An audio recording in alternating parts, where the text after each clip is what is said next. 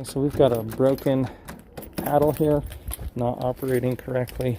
Go ahead and put the key in. Leave that door open, please. Okay.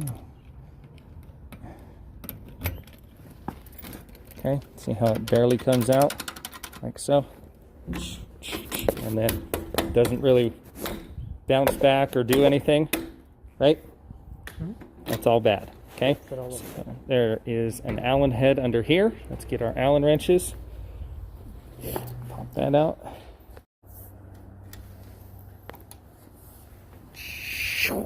There's that little fella right there.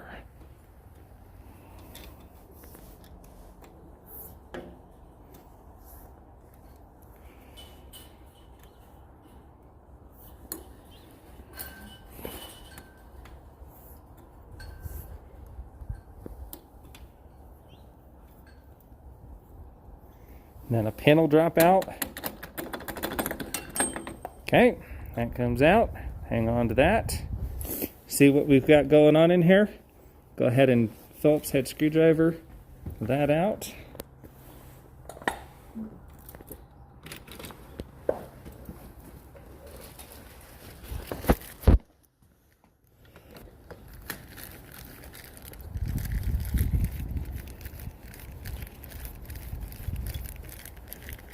Okay, so one thing we want to make sure that we do is we put Loctite on these screws when we go to put the new unit back in. Okay, what happened is when I came out here before, there's supposed to be a spring there, and it's completely crushed and gone. Which is not good. No.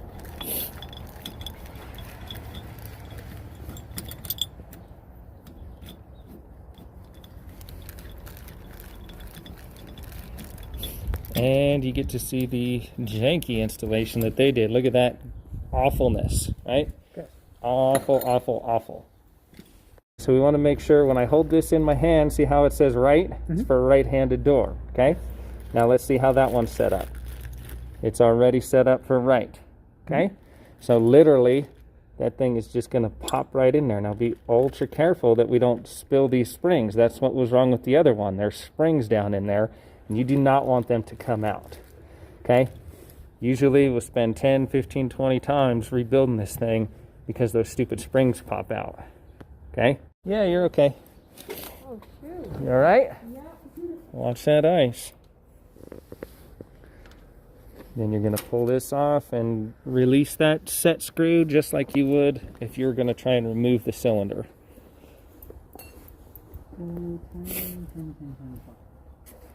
Huh? No. It's Allen. Just get the Allen head set.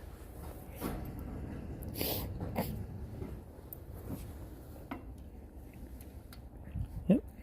Yeah, it looks like it fit. I think it's one size smaller. Let me see that. Keep looking. Oh, yeah, it is. There we go. Okay. Let's pull that cam out. It should just literally drop right out. Don't pull it all the way out. Okay, that should just kind of pull right out there. We got this weird gunk on the side. I think that might be holding it in. Oh, that cocking. Yeah. Go ahead and loosen these two screws up here. It'll make it easier. You can cut that crap out of there.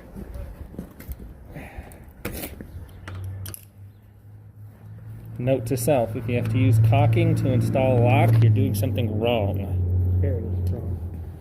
Okay. And just do whatever you can to get that thing out of there.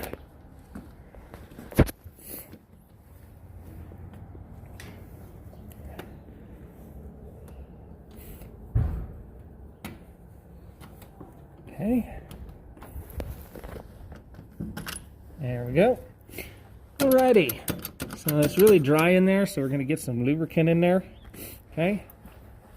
Okay, so we put the new unit in. Just kind of takes a second to kind of hook it back in. And then what we're going to want to do is So these pieces here are what is already there. So you need to take these screws, you need to take that off, but do not explode the springs that are in here. I cannot stress that enough. Okay. I cannot stress that enough. Okay.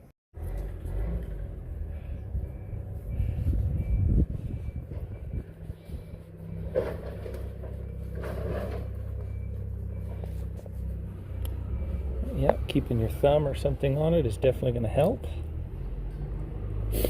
Okay, and get rid of that piece on the, there you go, drop it, good. Now, keep that intact, put the screw back in, and then undo the other side, but don't take your thumb off. If you take your thumb off, that thing will pop out and those springs will explode. So you got to have 5 hands. These things are a nightmare. Yeah, I can tell.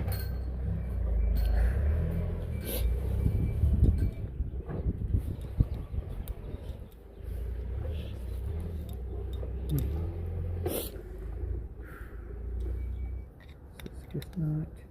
If you keep the screwdriver pressure down, it'll keep the plate down and then it'll push the bolt off. Don't, so push down. There you Pushing go. down.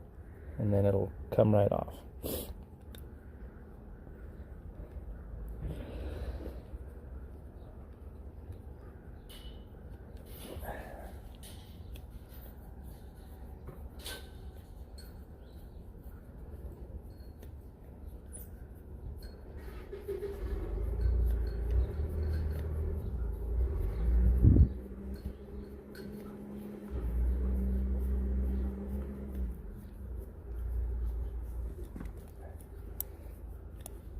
Okay, now we're going to switch because this is where it gets tricky. Let go. It won't explode if you don't move.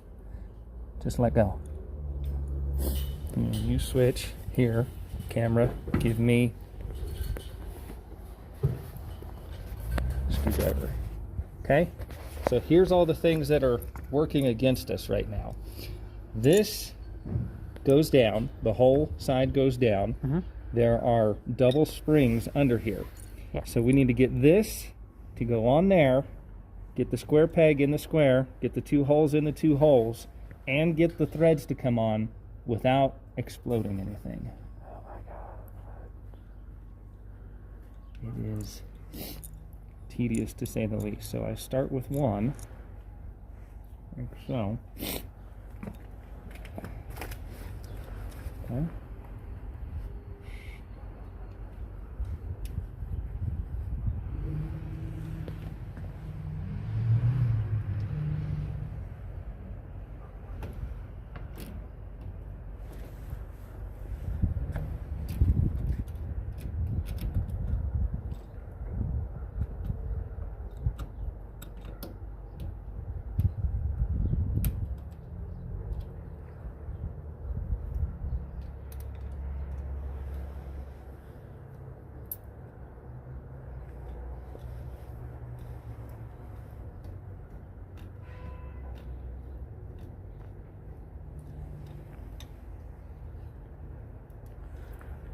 And almost every single time, as soon as you start to crunch one in or tighten one down, the other one will move and the whole thing explodes.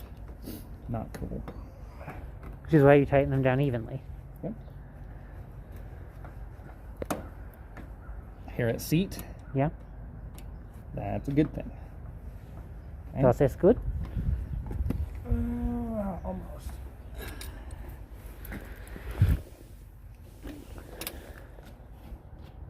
Okay. There you go. So we have this in the correct position. We just got lucky. You've got 4 different ways. This can be a push, it can be a pull, and it could be a right, and it could be a left. So you got 4 options.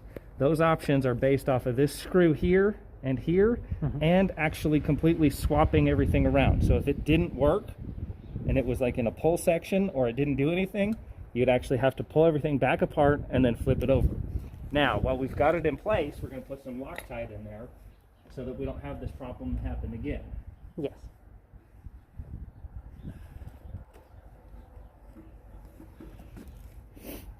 But I like to get everything put together first so that I can just pull one screw out at a time and then Loctite it.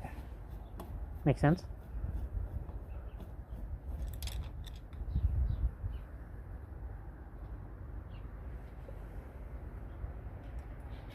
Blue, not red. Yes.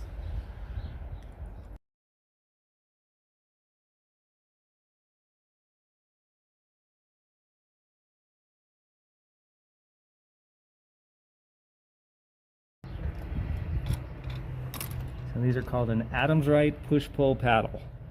So when we describe that in the future for a job to do, you'll know exactly what you're doing. Okay.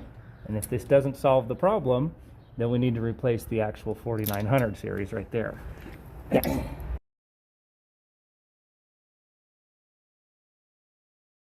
Just like so. In.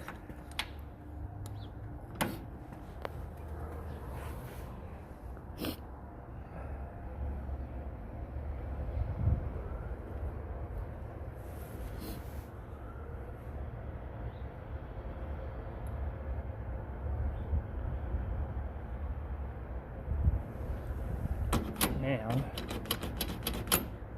perfect. Yes. Okay, you can hit stop. No, not yet. Bring the door shut. Bring the door shut. Okay, beautiful. Paddle releases. If the paddle's not engaging, you should be retracting the latch before the door starts moving. So a tip for this is if you're finding a bind here and it's binding up, like let's say I put my foot here and we get a little bit of leverage and it's actually hitting the outer portion, tighten your closer or increase pressure on it so that there's enough pressure to make sure that the paddle gets pushed and retracted before the door actually starts opening. So your door closer can affect your push paddle. Go ahead and use the key. Beautiful. That's it.